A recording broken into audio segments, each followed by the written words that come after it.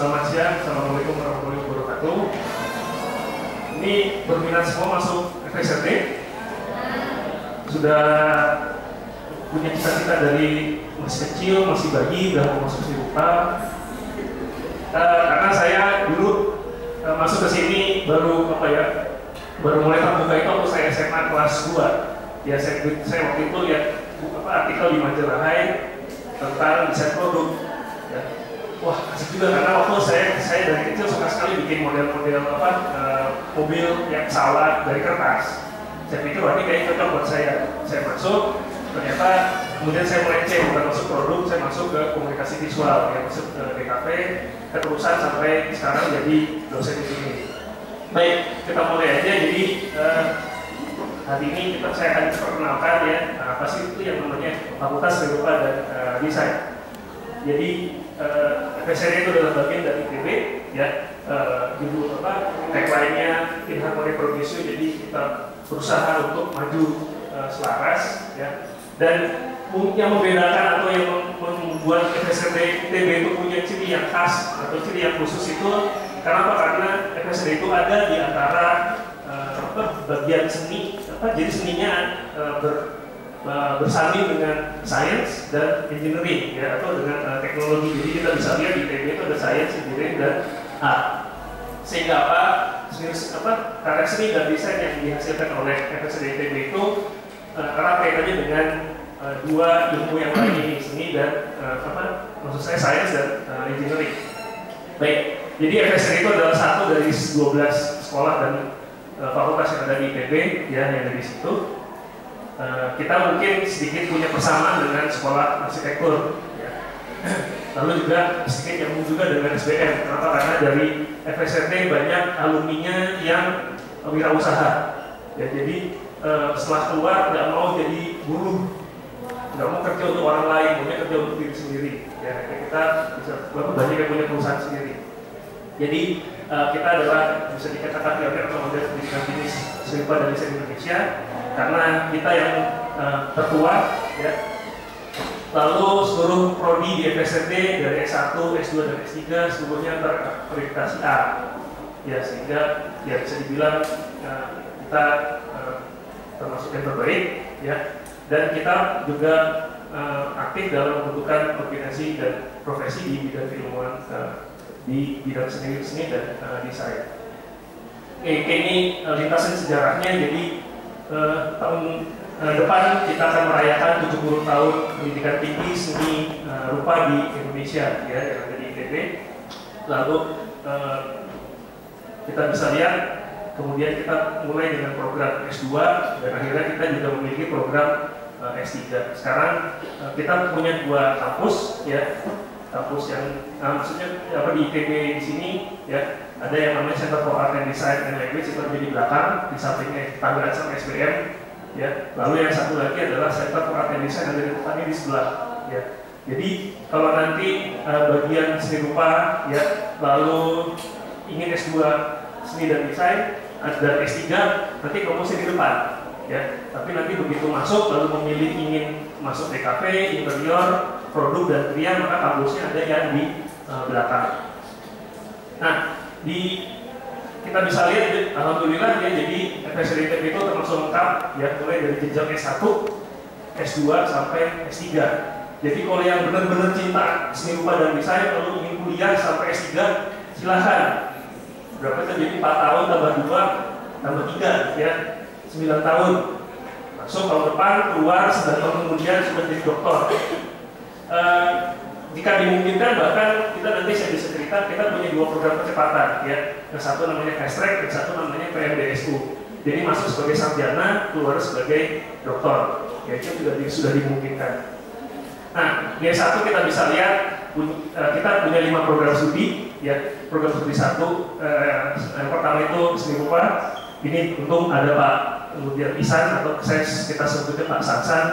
Ini dari Kaprodi seni rupa. Nanti yang penasaran seni rupa ngapain, ya, prospek kerjanya seperti apa, nanti silahkan nanti Pak Sansan bisa cerita.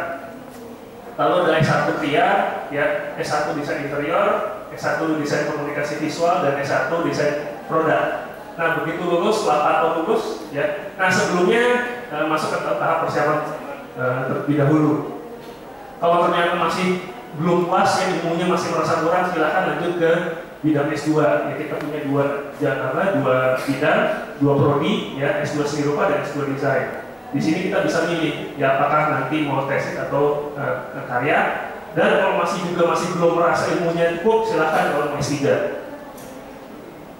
Nah, untuk S1-nya sendiri di beberapa prodi, ya di sini ada 3 prodi, yaitu program studi seni rupa. Itu setelah tahun kedua, jadi masuk ke tahun ketiga, di situ silakan memilih jalur minat, ya apakah ingin membuat seni rupa yang basisnya itu 2 dimensi, ya atau 3 dimensi, atau lebih suka teori, ya jadi saya masuk seni rupa tapi saya nggak bisa gambar, mungkin bisa masuk ke jalur teori, ya atau suka bikin sesuatu yang yang indah tapi metodenya digital, ya apakah bikin video art, apakah video mapping, ya itu silahkan masuk ke jalur minat intermedia.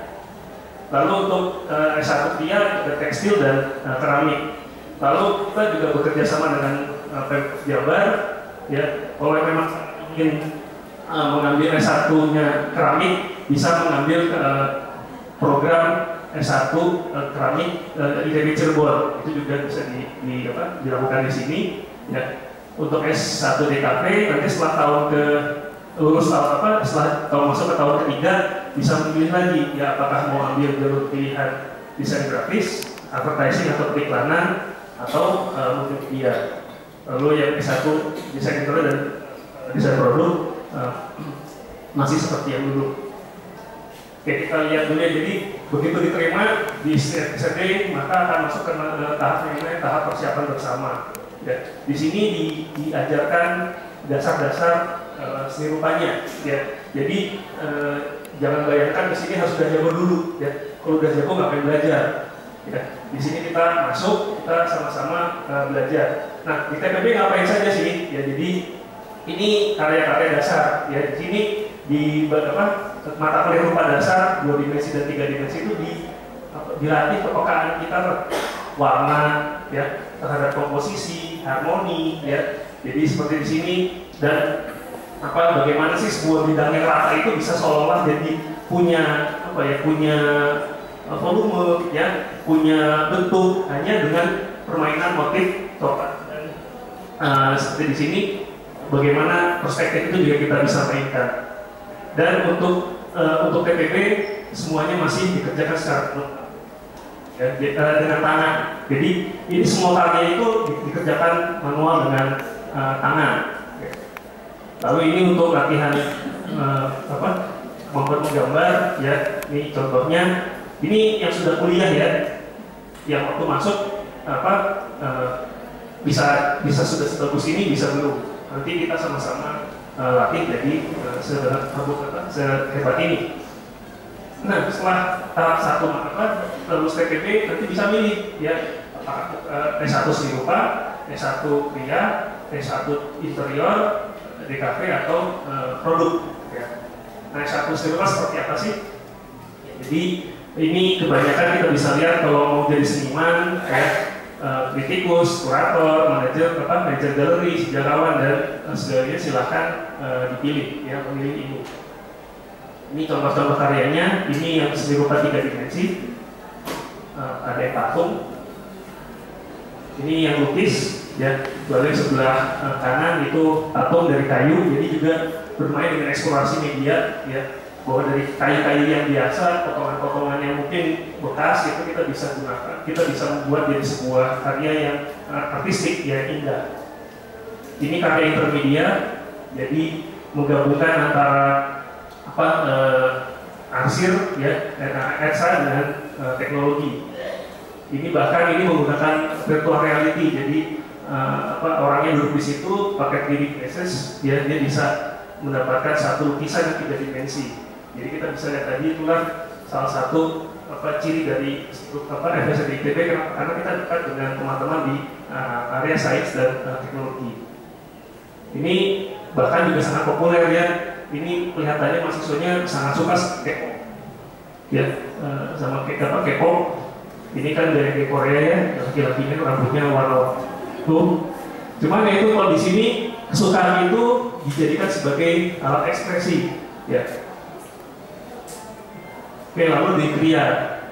Kriya itu apa ya? Dia mungkin banyak yang menyangka kriya itu hanya sekedar kerajinan, ya. Tapi kriya itu sebenarnya membutuhkan satu skill, ya, satu kemampuan dalam memahami bahan, dan kita bisa lihat di sini kita punya dua pilihan, ya, apakah mau krianya untuk keramik atau fashion. Nah, keramik sendiri kriya sendiri kita bisa lihat untuk yang suka tekstil, ya, itu bisa diteruskan jadi fashion, ya. Jadi kalau kalau misalkan kita lihat orang itu membuat busana, nah kalau dari kriya itu kita mulai dari membuat bahannya dulu, materialnya, ya. Jadi kita membuat material fashionnya seperti apa, bahannya seperti apa, coraknya mau kayak gimana. Ya, setelah jadi, kemudian itu dibuat jadi sebuah produk fashion, dan biasanya yang diperdagangkan oleh teman-temannya sendiri, ya. Ini bahkan juga aksesorisnya, ya, jadi ini tas, ya, dari bahan bekas pakai, kita material plastik warna itu dikumpulkan, diolah jadi sebuah tas yang kemudian dia punya nilai jual. Juga sama, ya. Bahkan ini juga ada yang keramik, ya, keramik yang membuat jewelry, perhiasan. Jadi kalau yang memang dari kecil suka bikin sesuatu, ya, bikin gelang, bikin kalung, itu bisa makin diolah ilmunya di kriya. Ini eksplorasi dari bulu, ya.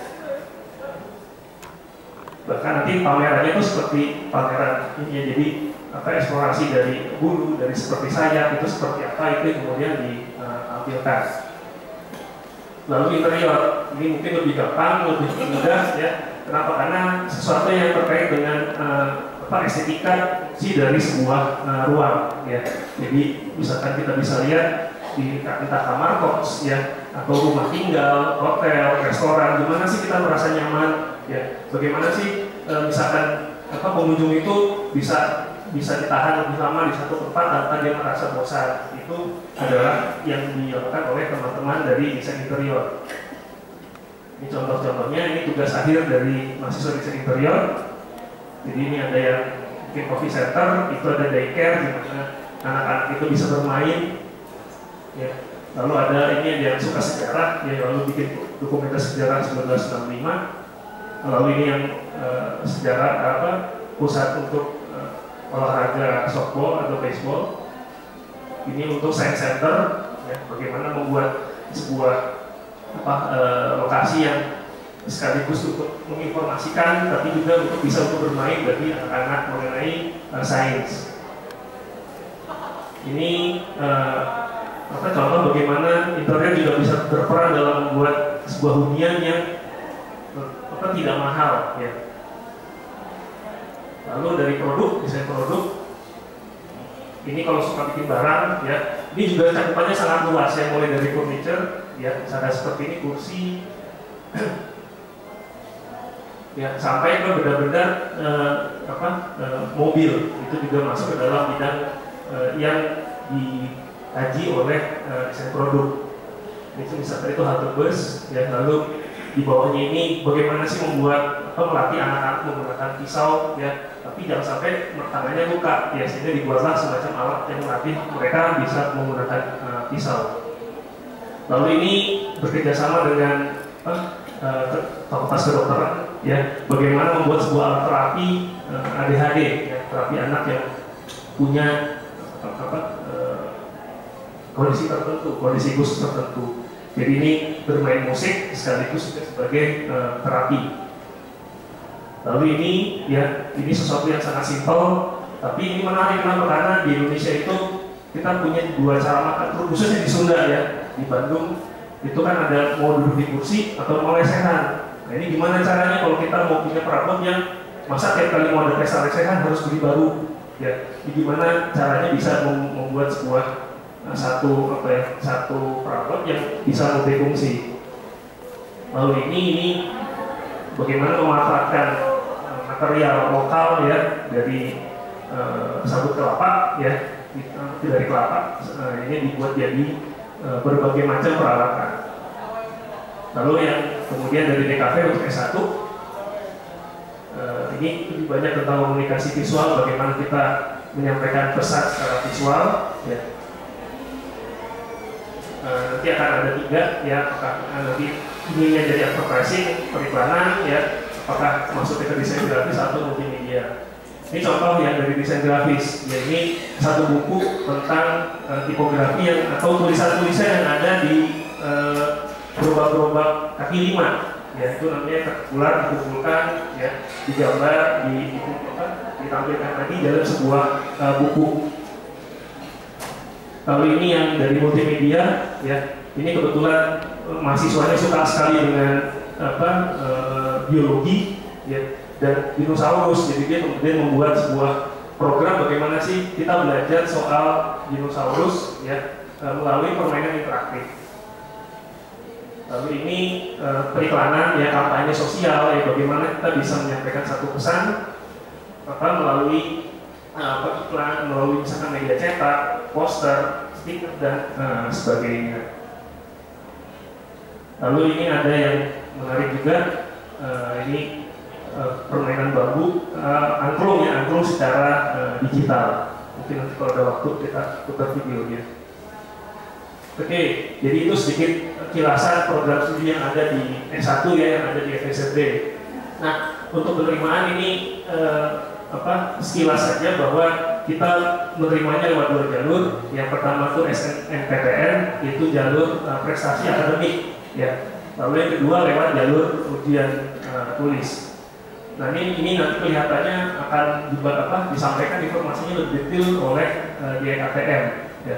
Artinya di sini ada 2 jalur. Bagi kalau misalkan punya prestasi yang baik bisa lewat jalur yang pertama, itu biasanya nanti akan diminta mengunggah portofolio untuk diseleksi, ya. Lalu yang di bawahnya nanti akan ada ujian tertulis dan ujian tampilan. Nah, lalu tadi saya sempat sampaikan bahwa kita kalau yang senang sekolah, gitu, bisa masuk S1 lulus S2 di sini, ya, namanya jalur fast track. Jadi begitu masuk, nanti masuk semester 7, jadi masuk ke tahun keempat, tahun keempat. Itu kalau memang prestasinya sangat-sangat baik, ya, silahkan bisa daftar di S2. Jadi ada waktu 1 tahun itu kuliahnya double, ya, kuliah S1 iya, kuliah S2 juga iya.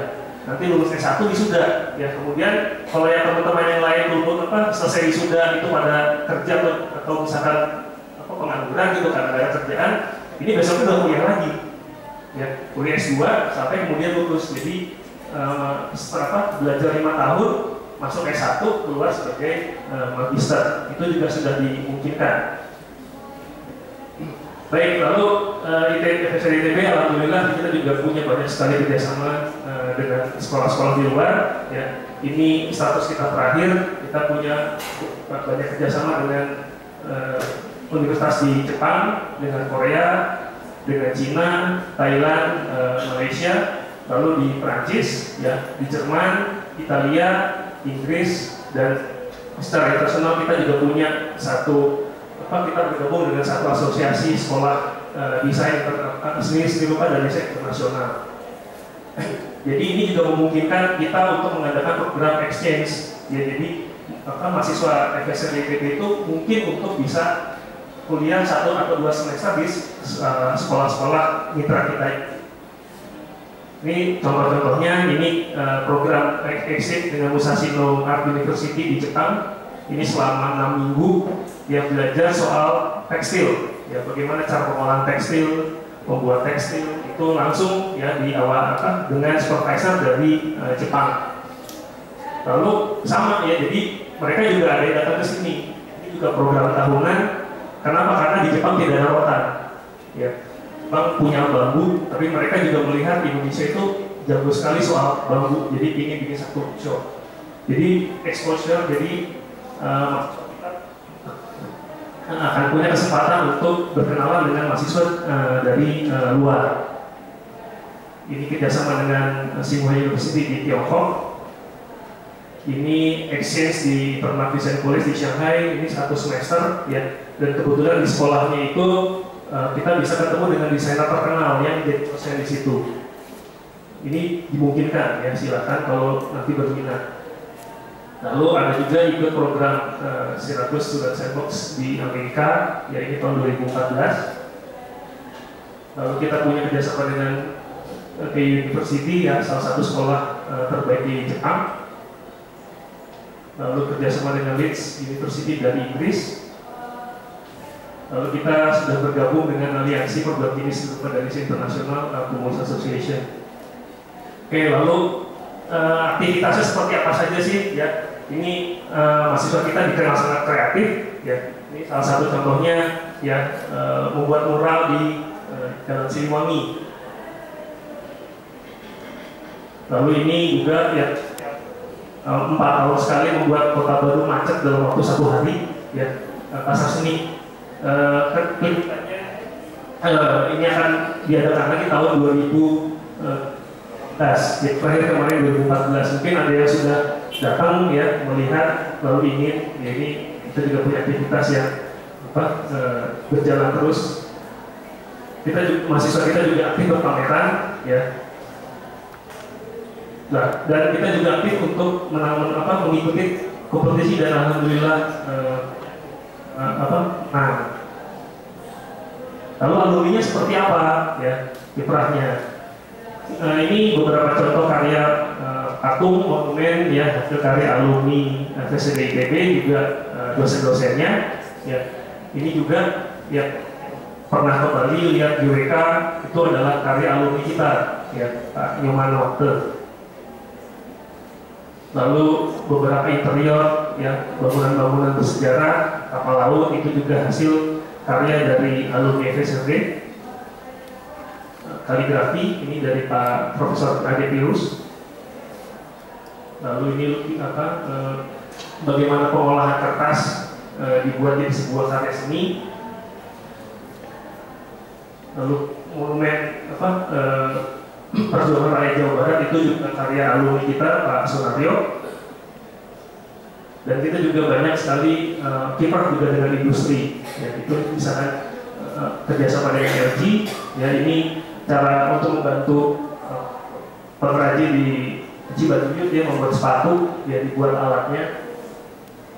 Lalu ini karya riset dari dosen kami ya, Pak Andar Bagus dan Pak Budi Istianto, itu membuat biola tapi dari bambu ya. Suaranya nggak jauh beda dengan biola dari kayu.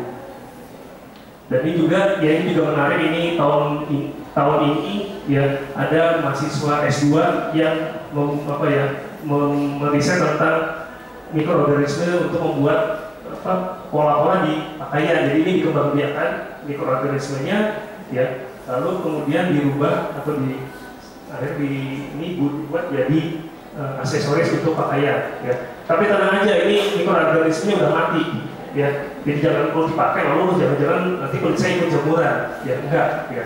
Tapi nantinya kita punya satu pendekatan yang juga akrab dengan teknologi, nanti mungkin bisa sama Bu Endah ngobrolin soal ini lagi.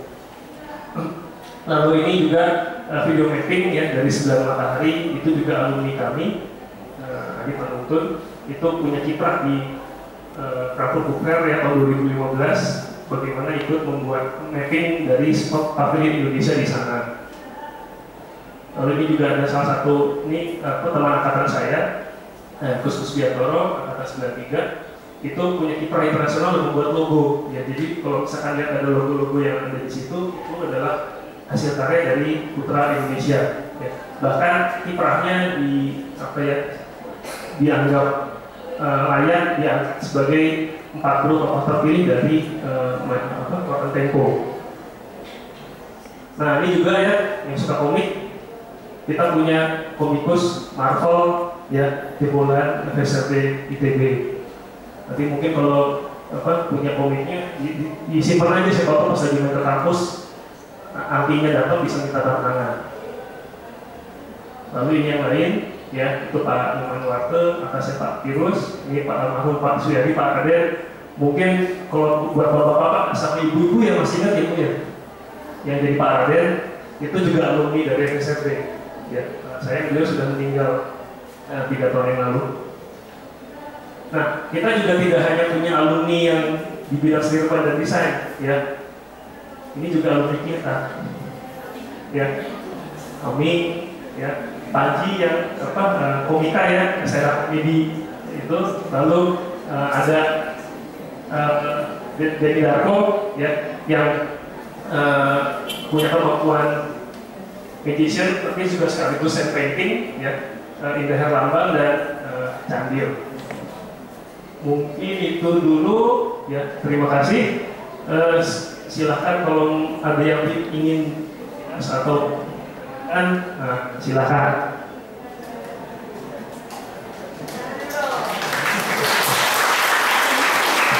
Mungkin biar lebih mudah, Pak Sasan ke depan, Pak. Bantuin saya, Pak. Silakan. Terima kasih untuk presentasinya Bapak Hafiz. Nah, mungkin dari presentasi Bapak tadi, kira-kira ada nggak yang pengen masuk KRIA? Coba angkat tangan. Cuma 2 orang, Pak. Masuk ya?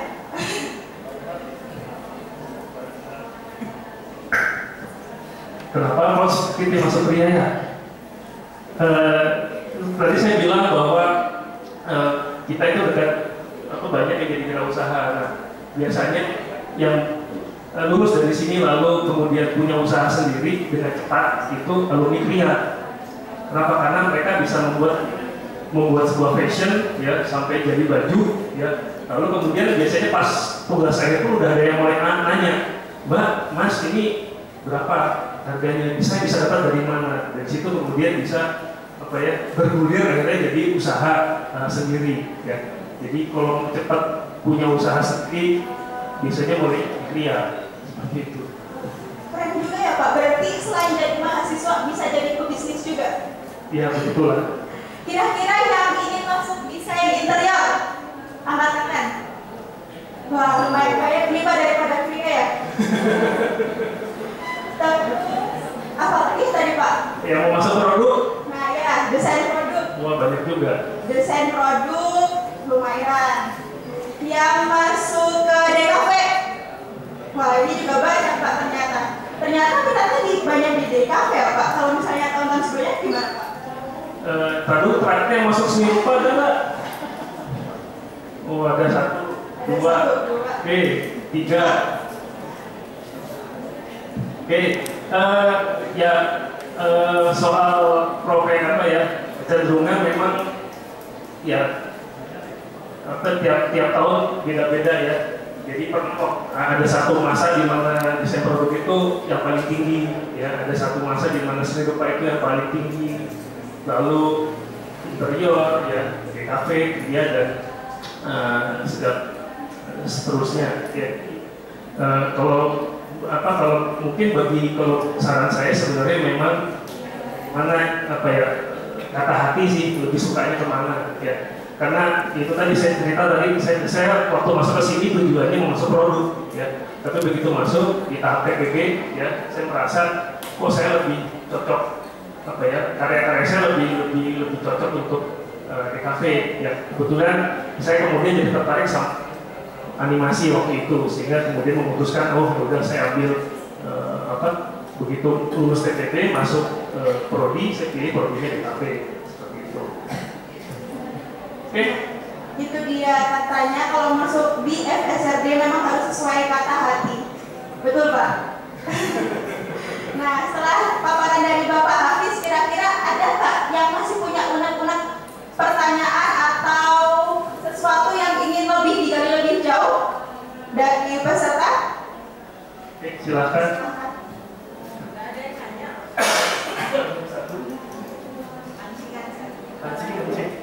Saya bisa. Saya ini kan tertarik masuk produk desain di FSRD. Ya. Tapi saya masih bingung antara kayak di BINU sama di TES itu produk desainnya ada tulisan engineering-nya. Beda nggak sama yang kurikulumnya sama di ITB? Oke, yang pasti kita sangat engineering loh. Karena apa? Karena adanya di Institut Teknologi, ya. Dan setahu saya ada kuliah yang sedikit berbau fisikanya kalau di sini, ya. Oke, ini mungkin juga sekali banyak yang mengira begitu masuk FSRD bebas, gak usah ngitung-ngitung, ya. Nggak juga, ya. Kalau misalkan kalian masuk tadi misalkan masuk produk, ya, desain produk, lalu masuk ke desain interior, itu mau tidak mau kita, terutama kalau desain produk yang kaitannya dengan sesuatu yang sifatnya ada strukturnya, ya. Kayak misalkan mau mendesain mobil, itu otomatis kan harus tahu struktur mobilnya harus seperti apa, kuatnya ada di mana, ya. Mau nggak mau kita harus belajar menghitung, ya. Lalu masuk interior ada lagi, ya.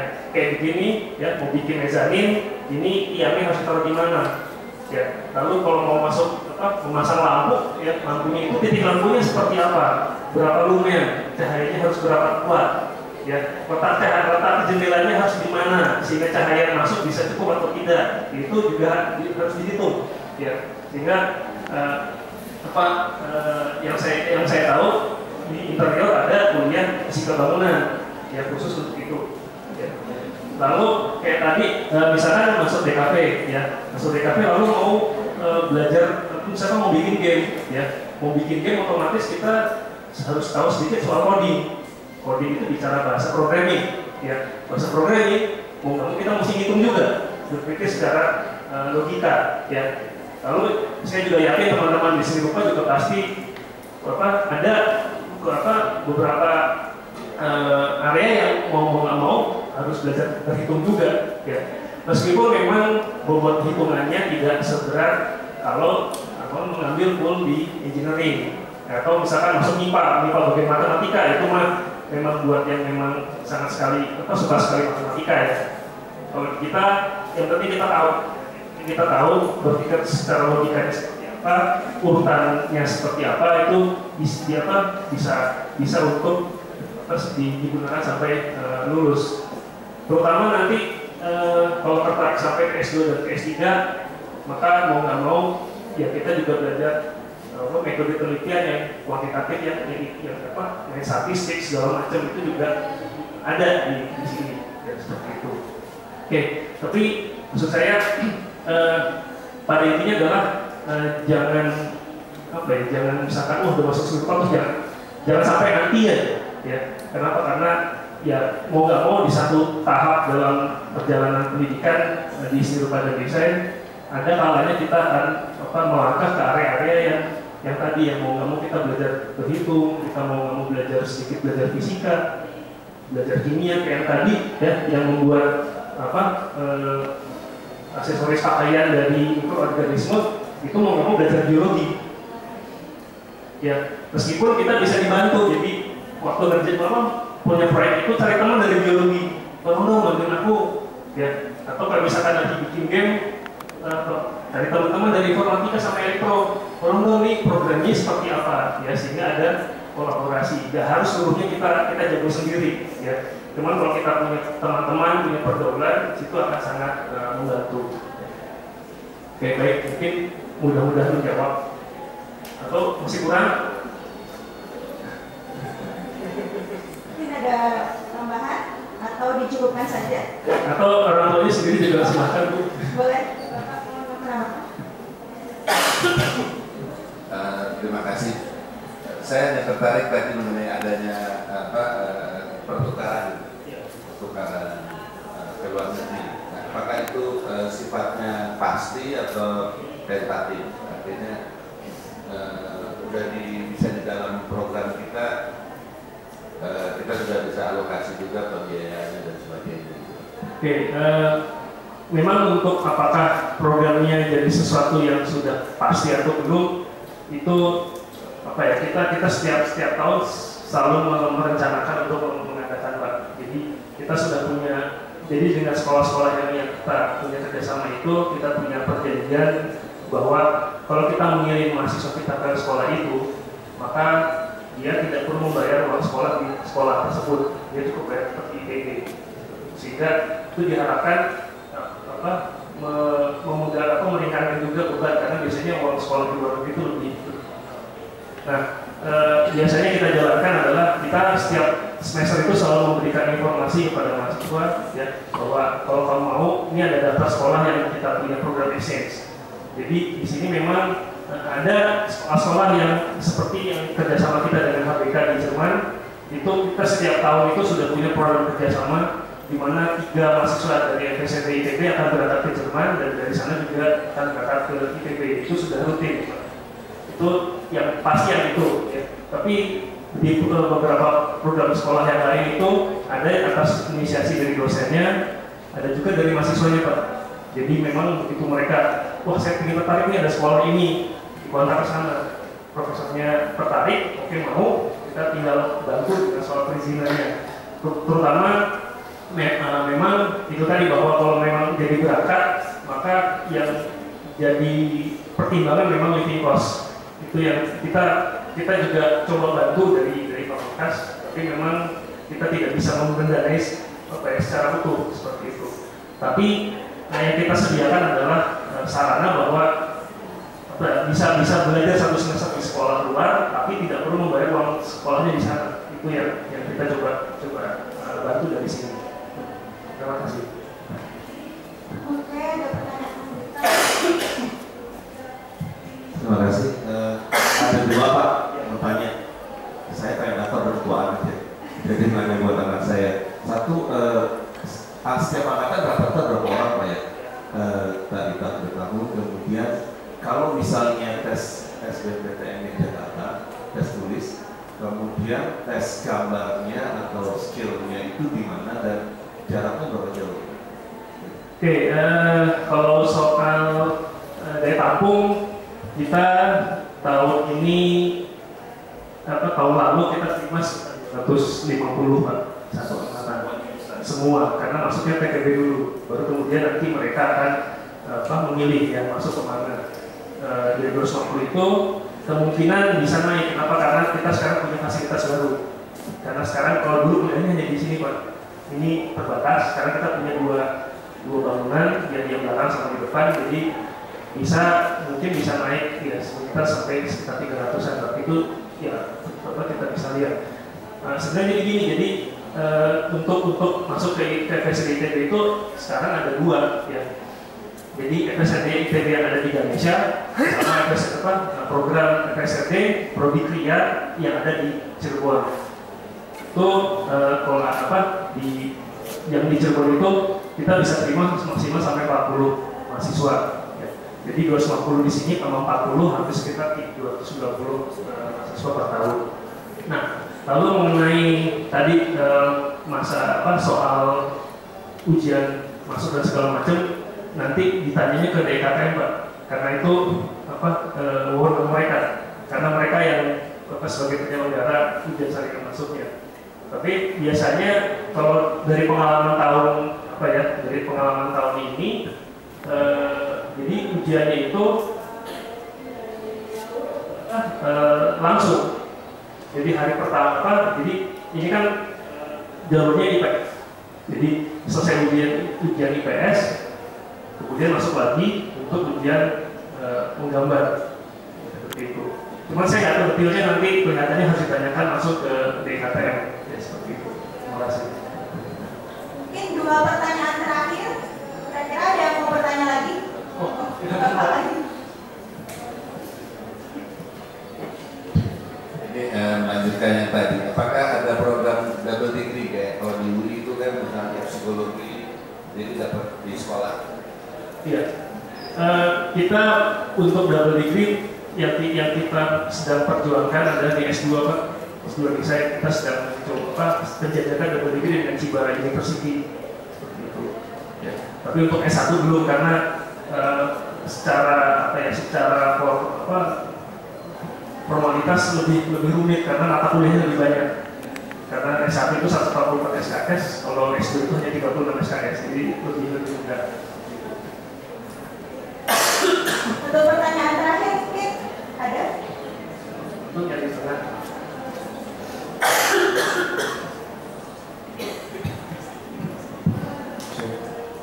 Iya Pak, saya itu punya kuliah di gambar realis gitu ya, gambar objek gitu. Nah saya tuh tertarik dengan semua bidang yang ada di SKD ini Pak.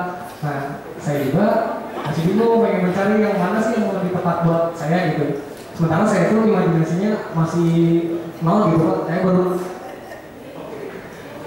makanya mahasiswa yang masuk FSRD itu nggak langsung masuk prodi, kecuali yang tadi yang mau masuk prodi Kria Cirebon itu dari awal masuk sudah masuk prodi Kria Cirebon. Tapi masuk ke FSRD yang Indonesia itu masuk PTB dulu selama 1 tahun.